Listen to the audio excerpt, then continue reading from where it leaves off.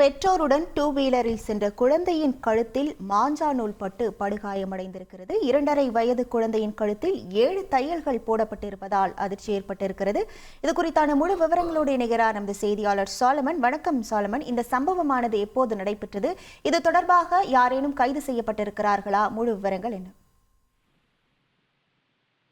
சென்னை வியாசர்பாடியில் இருவேறு இடங்கள்ல மாஞ்சா நூல் அறுத்த சம்பவமானது பெரும் பரபரப்பை ஏற்படுத்தியுள்ளது. குறிப்பாக புகழ்வேலன், அதாவது வியாசர்பாடியை சேர்ந்த புகழ்வேலன் என்பவர் 2.5 வயது குழந்தையை தனது தந்தையோடு மெரினாவிற்கு சென்றுள்ளார் இருசக்கர வாகனத்துல.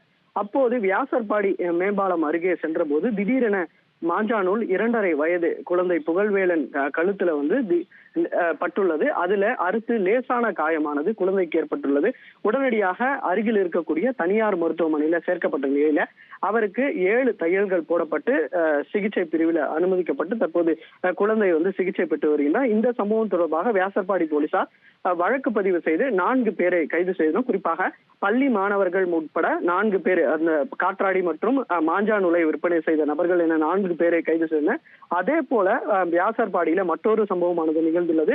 ஜிலானி பாஷா என்பவர் கறிகடை வெட்டக்கூடிய பணியில ஈடுபட்ட நிலையில அவர் தனது வீட்டிற்கு செல்வதற்காக நேற்று மாலை வியாசர்பாடி புதிய மேம்பாலம் அருகே இருசக்கர வாகனத்துல சென்ற போது அவரது கழுத்திலும் மாஞ்சா நூலானது அறுத்து காயம் ஏற்பட்டுள்ளது.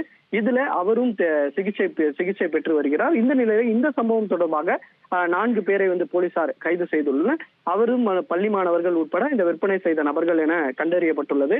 மேலும் இவர்களது வீட்டிலிருந்து 100க்கும் மேற்பட்ட பட்டங்கள், அந்த லொட்டாய்கள், மாஞ்சா நூல் மற்றும் அந்த மாஞ்சா நூலை தயாரிக்கக்கூடிய பவுடர்கள் என பல பொருட்களை பறிமுதல் செய்துள்ளனர். குறிப்பாக அரசால் தடை செய்யப்பட்டுள்ளது இந்த மாஞ்சா நூல் விற்பனை செய்வதற்காக. இதனை மீறியும் இவங்க விற்பனை செய்திருப்பதால அந்த அரசால் தடை செய்யப்பட்ட சட்டம் உட்பட 4 பிரிவின் கீழே வழக்கு பதிவு செய்யப்பட்டுள்ளது அனைவர் மீதும்.